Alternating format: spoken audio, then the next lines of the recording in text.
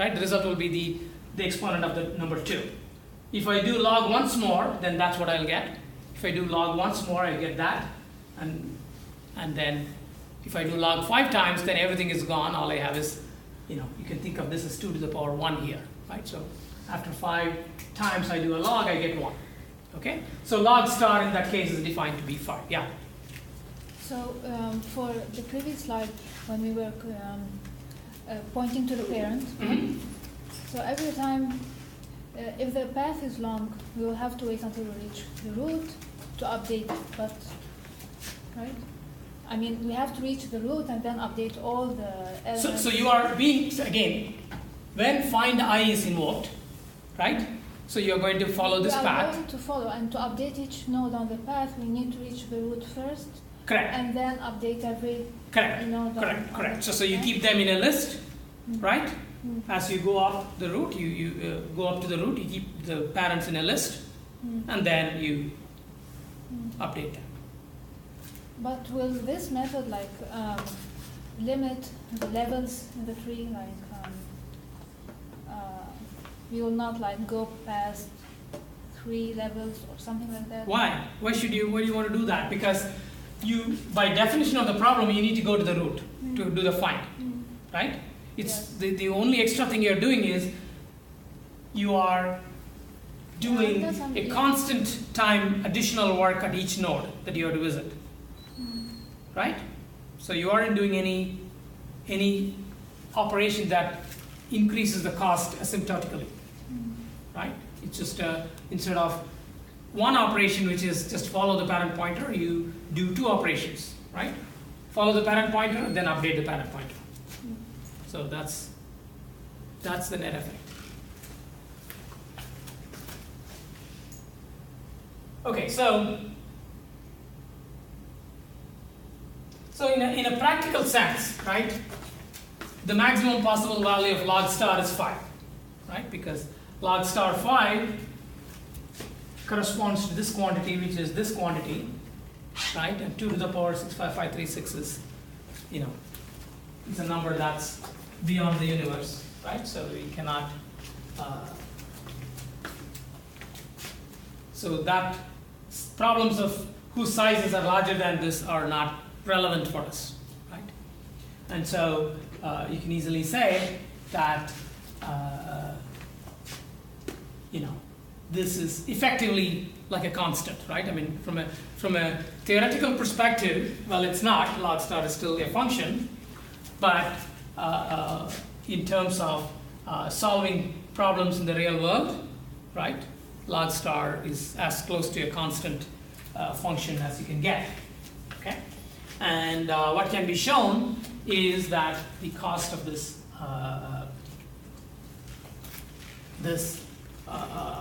with this path compression, you can actually show that the overall cost can be brought down to log star n per operation instead of log n per operation. Okay? And you can imagine that if the sets are large, your log n can be, in the range of several tenths, right? Again, thinking about real world problems, your log n can be, when you have 1 billion elements, your log n is 30, right? So you can have several tenths, whereas here the maximum is 5. Right? So it certainly makes some difference, and also from a intuitively you can tell that this change to the algorithm shouldn't cost you much, but should definitely produce some benefits. So I'm not going to talk about the analysis of this algorithm here, because this is something that you can find on the lecture slides from the last time already. So I'm not going to go into this. I want you to go look at that video from the course homepage for that just discusses how the analysis of this can be done and how it goes to log star n. Okay, so instead we are going to move on to the next topic, which is randomized algorithms.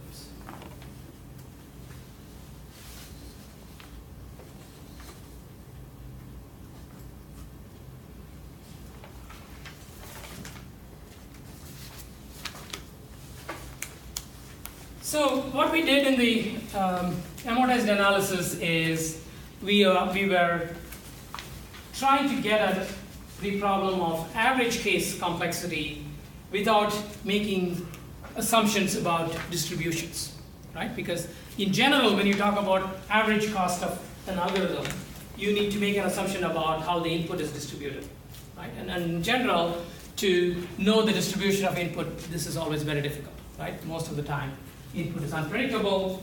So what you want is an algorithm that works well and whose complexity you can stand behind, even if your assumptions about the distribution are incorrect. Okay? So randomized algorithms are another technique to get at that. Okay? So when I say random, most people initially think, okay, random means, okay, I'm going to assume that the input is random. Okay? Now, that's completely wrong, right? So that's not what randomized algorithms are about. It's about you have inputs that have whatever distribution, and you don't make any assumptions about the distribution of the input, but instead you inject randomness into the algorithm. You force randomness into the algorithm such that your analysis about average case will hold regardless of how the input is distributed, right? Because to essentially talk about average case by virtue of an assumption you have made about inputs, that's not either interesting or useful, right? Because most of the time, experience shows that whatever we think about the distribution of inputs is usually wrong, right? Or at least, there are exceptions to that that distribution that occur frequently enough to ruin your analysis. Okay, so instead, what we are going to do in randomized algorithms is essentially inject randomness into the problem in such a way that our average case analysis has a sound basis, even though we don't assume anything about the distribution of input. Okay, so let's start that discussion. Okay, so this is sort of how I'm going to start from a point where it's one of the earliest problems where randomization was applied, right? So what is the best way to go to send packet from a network packet from one location X to another location Y? Okay, so what everybody might think is, if you want to maximize throughput, right? So you have high speed, high volume, so you want to maximize throughput, reduce the delay, right? Which means favors the shortest path, right? So you'd say, I'm going to compute the shortest path and send the packet on that shortest path. Somebody else might say, this is all too complicated and too hard. I'm going to just, pick a random node, send it to the random node, and let the random node figure out how to send it to the destination. Okay. Now, perhaps, the path that you choose for going to Z and the path, so that the path from X to Z and Z to Y may both be shortest paths, but what you're doing is you're just injecting some randomness, right? And saying that I'm just going to go through a random hop in order to, before I get to the final destination. And as it turns out, right, that this approach works better than the first approach if you have a congested network. Okay? The reason being that when you pick the shortest paths, very often you end up creating very congested nodes and edges. And as a result, your overall performance suffers because somebody in the network is holding up everybody. Whereas you can now that I've explained that way, then you can see how B might help, because B essentially just distributes the traffic over the network, and as a result, you can get it's going to be less affected by congestion, even though you can see that it is inefficient, right? You're just sending it to a random intermediate node. Clearly, your resources are being wasted, but still, the distribution and avoidance of hot nodes, right, hot spots, is able to ensure overall better performance. And in fact, Valiant got a Turing Award in 2010 for this work and a bunch of other things. He's one of the earliest researchers to work on randomized algorithms. So let's look at another example where I'm sure you know the answer here, right? So when you have a network, right, like your Ethernet or wireless LAN, how do you, right? These are all common medium, shared common medium, and how do you share that among a large number of hosts, right? So the earliest techniques for doing this, coming from the electrical engineering community, you might have heard of time division multiplexing and techniques like that, where the idea was that you would give everybody, you would assign everyone a slot, and everybody can transmit on their slot. Okay, so no contention, right? So unfortunately, when you do that, then you have pre-assigned the capacity and perhaps evenly distributed the available bandwidth to all the n hosts, but all n hosts may not have equal needs. So from a resource utilization point of view, then keep assigning everybody a slot may not be a good choice. So then you can say, okay, so why don't I keep a queue? So everybody comes to someone saying, okay, I want to transmit, and this entity maintains a queue and then allows people to transmit on a first in, first out basis, right? First come, first served basis. And the third one is, I'm going to just not have any control, right? I'll have everybody transmit, and if they get lucky and the network is not being used, well, that's good, because then they can use the network. But if they're not lucky and multiple people end up transmitting at the same time, well then in the shared media, things are going to get messed up, because if two nodes transmit simultaneously, their signals are going to get jumbled up. So there is some way to detect the contention and then use a random choice to retransmit, right? So this is the technique that is being used in most networks today, right? So there is some kind of an exponential backoff, right? So what happens is that when two entities transmit at the same time, they not only transmit, they also monitor what's going on the network, so they are able to detect that someone other than themselves is transmitting, and then once they recognize that, they can back off, and then they, obviously they're going to retry, but if both of them retry at the same time, well, again, they're going to collide, right? So what is done is a random delay is introduced before they attempt to retransmit. It's possible that it's not just two that we're trying to transmit at a time. It could be 100, and in that case, chances are that even after a random delay, when they start again, there's going to be multiple people that are still trying to transmit. So what happens is usually there is an exponential increase in the delay, right? So first you delay for a random period with a random period of either 0 or 1, and then maybe you can do 1 or 2 or 2, 3 or 4 and so on. So you keep increasing your random delay successively until at some point there's going to be only one person who's trying to transmit.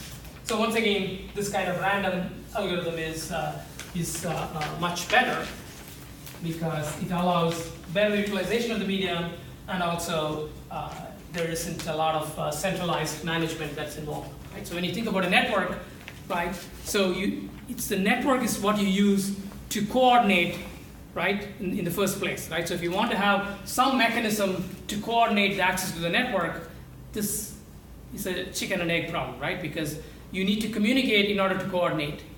And you need the network in order to communicate. And so you need to start transmitting in order to coordinate, but then to transmit you need coordination. So it's much better to have some kind of random algorithm which doesn't require coordination.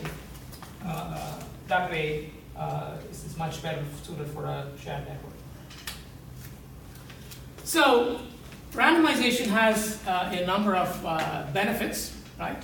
So very often they simplify an algorithm, right? So you don't have to have a very complex logic or coordination, and you can decrease the amount of bookkeeping you have to do, and you can do decentralized decision making and ensure all the while ensuring some level of fairness.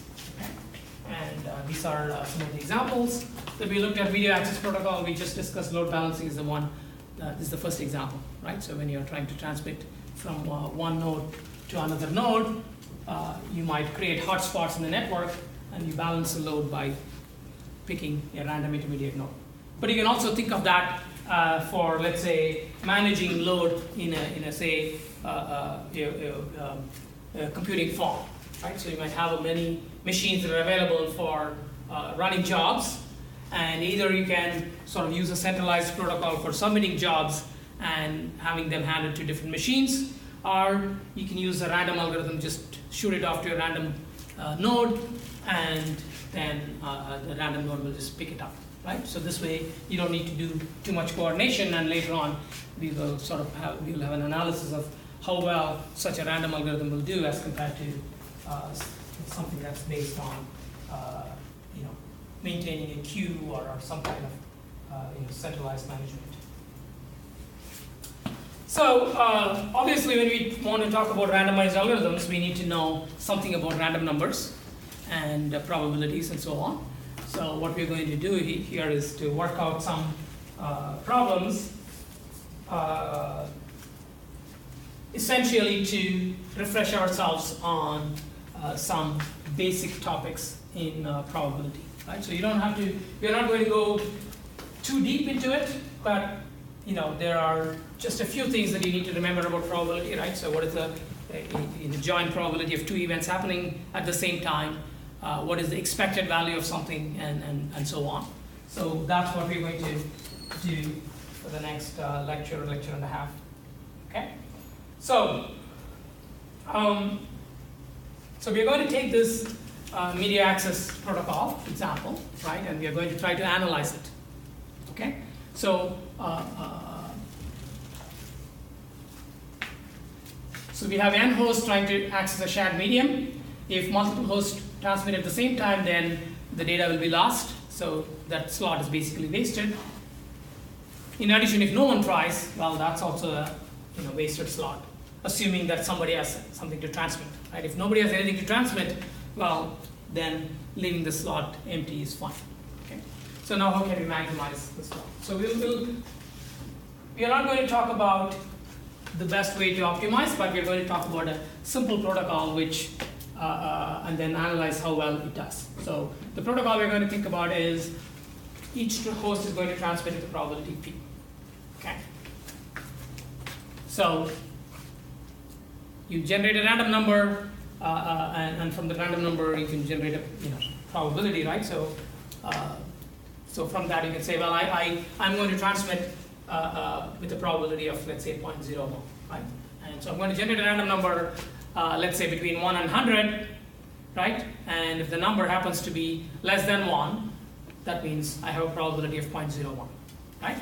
Because if I'm going to generate a uniformly distributed random number between 0 and 99, then the probability that has a value 0, for instance, is just 1 out of 100, so it's 0.01. Right? So if my probability is 0.01, what I'm going to do is I'm going to generate this random number over a certain range, and or if you want to think about it in a simpler way, then just generate a random number between 0 and 1, right? Well, then the number value itself gives you the probability, right? So if you want it to be 0.01, then see if the number that you generated is less than or equal to 0.01. If it is, then you have a probability, you're doing something with a probability of 0.01. Okay? So now the question is, somehow you've generated this random number with a certain probability, then what do you do and how do you analyze it? Okay? So we have said that if you have 0 hosts attempting, the slot is wasted. If you have more than 2 hosts, if you have 2 or more hosts attempting, then again the slot is wasted, right? So that means the slot is going to be used if one host will access and every other host is going to not try to access, right? So the probability of one host accessing is P, and the probability of everyone else not accessing is 1 minus P to the power n minus 1, right? Because each host, right, or each node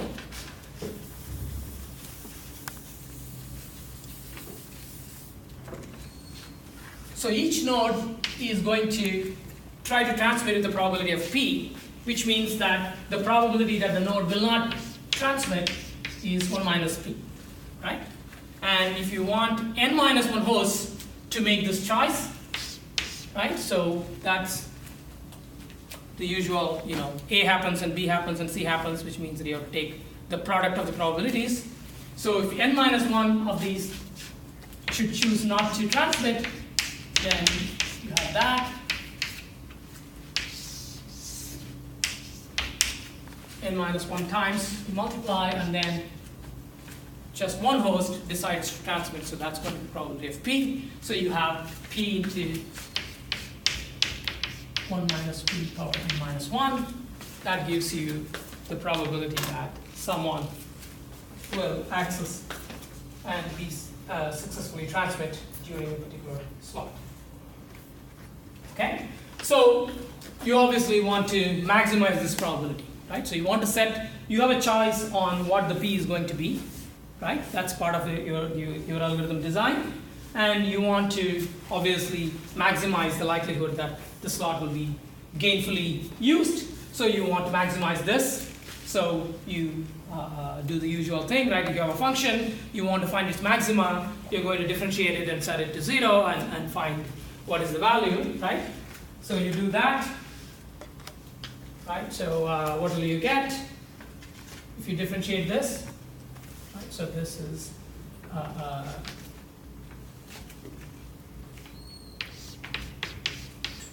let's see, what is the, did I have the, okay, so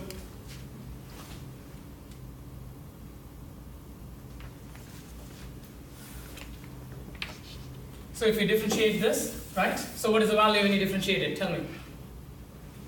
How many of you should remember enough differentiation to tell me this, right?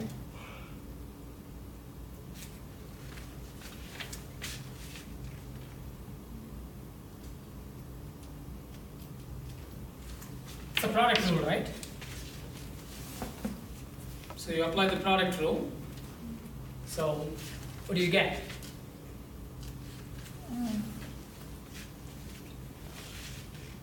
It is 1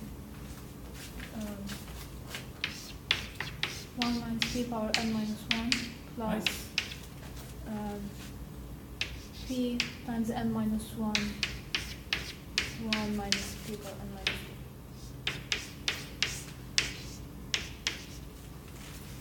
1. Right? So that is equal to 0. Right? So that's what will give you maxima. Right? So you can cancel out P to the 1 minus P to the power n minus 2, because that's a common factor. Right? So we will just erase this and that. That is equivalent to setting canceling out 1 minus P to the power n minus 1. So we have this 1 minus P plus np minus P. There must be a minus, right? So there is a minus here, I'm sorry. This must be a minus because when you differentiate 1 minus P further, that'll give you a minus 1. Right? So this must be a minus 1. So this must be minus np, this must be plus np, plus P. So these two will cancel out. So np equals 1 or p equals 1 by n maximizes the value of that function. Okay? Which is sort of intuitive, right? There are n hosts trying to transmit, right? You want one of them to succeed. Well, you know, it looks like the right probability that you should choose is 1 by n. Okay? So, and then if you apply that in this, substitute this value in this expression, that will tell you what is the probability of succeeding, right? And that happens to be, and when you set p equals 1 by n, this is the expression you get, okay? And this expression, right, converges to 1 by e, right? Because in fact, if you do your Taylor series expansion of this, then you will see that this just comes out to be the definition of the number e, okay? Or number 1 by e, okay? So this one converges to 1 by e. You don't have to sort of figure out that by yourself. You can take it as a given. And so this number is going to be, can be approximated as 1 divided by e. So the overall probability is 1 divided by ne, right? That is the probability of successful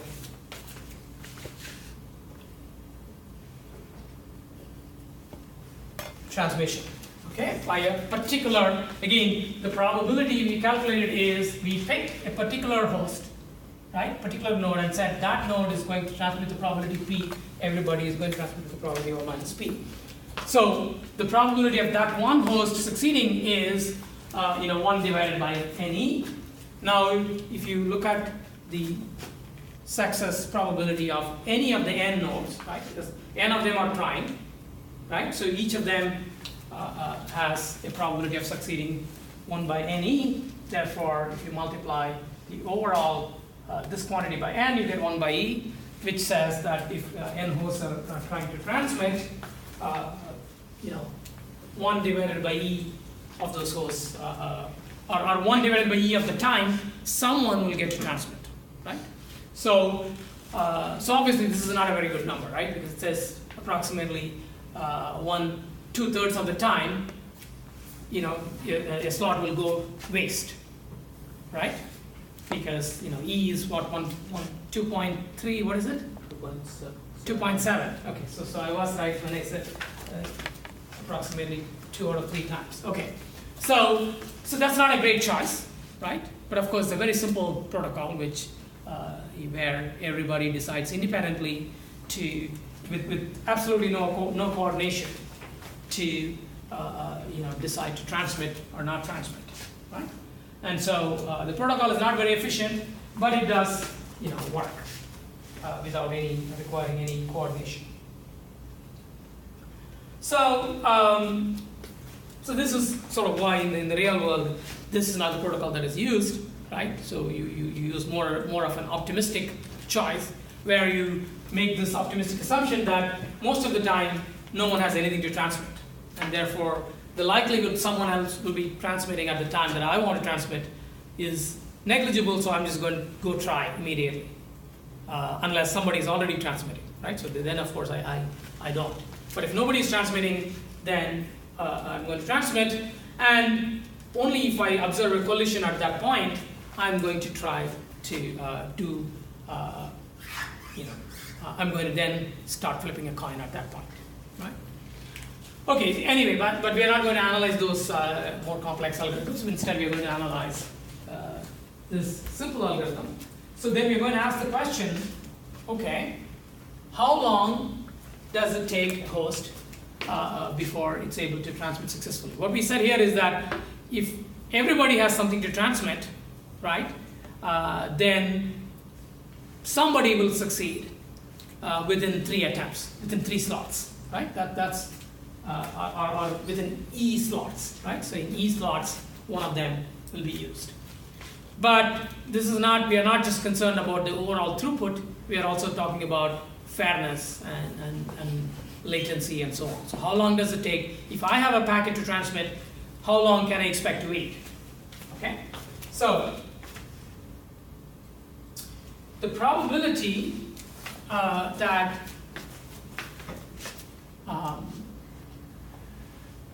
the host fails is quite high because, as we said, the probability that it gets to succeed is 1 divided by NE. So the probability that it fails is 1 minus that quantity, right? So now, if it tries k times and still it fails, then we simply have to raise this to the power k, right? If this is the probability of failing in one time, then you try k times. And you still fail, that means you just have to raise this to power k. Right? And this quantity, obviously you are raising, this is a number smaller than 1. As you increase the exponent, that quantity is going to become smaller and smaller, right? But you can see that this is, while it's smaller than a 1, it's fairly close to 1. Therefore, it's not going to start shrinking very quickly with the value of k. And in fact, only when k gets to be of the order of n times e, it becomes small. Okay. And in fact, what you can say is when k gets to ne times c ln n, okay, why is that? Why this funny c ln n being added? You'll see, as we do this simplification. So now, let's say a host has tried this many times, then the probability of it succeeding is, you just take 1 minus 1 by ne and raise it to this quantity, right? And now, let's do our usual stuff. Okay. Now, we have already said that 1 minus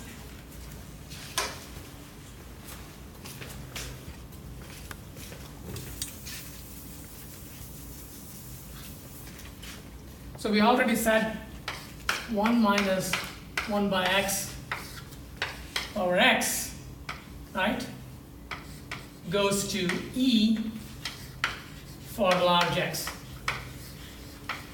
right? So 1 minus 1 by x raised to the power x. So that is the form of this whole thing, right? 1 minus 1, this whole thing has that form. So we can replace this whole thing as e, or 1 by e, I'm sorry. Okay, that's 1 by e. So we have replaced this whole thing by 1 by e, and then we apply c ln n on that, right? And now we can do the usual flipping around. So, right, so this is 1 by e is e to the power minus 1, right? So we can take this e to the power minus 1, so this will become minus c ln n, right? Which we rearrange so that we put the minus c outside and the ln n inside, because e to the power ln n is n, right? That's the definition of logarithm. So we replace this whole thing by n, and so you get n to the power minus c, right?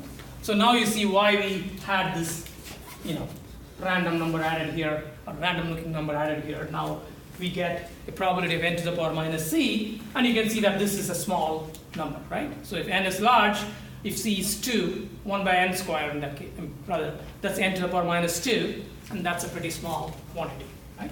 So a host has reasonable chance in, so a host has some chance in transmitting in O of n attempts, because in O of n attempts, right, so you would have something that's a probability that's not negligible, but when you go n ln n, then your probability has become quite high, n to the power minus 1 actually, right? And so as a result, you can see that after n attempts, right, you don't have a good chance of succeeding. And this is not, while it may look bad, again, remember what we are assuming that is that all the n entities are trying to transmit, right? So therefore, you cannot expect everybody to have been able to transmit before n, right? Even in the best circumstances, you'll take n slots for everyone to transmit. So the fact that a host has only some chance in n attempts is okay. And what it shows is that after something like n ln n attempts, pretty much everyone would have been able to transmit. And there again, this ln n, right, gives you the sort of inefficiency of this algorithm, right? So if you had a fully coordinated approach in n attempts, everybody would have been able to transmit, right? So now you have to tack on a ln n factor in order to get the same result with no coordination. Okay. So let us stop here, and we'll continue with the question of what is the expected wait time as opposed to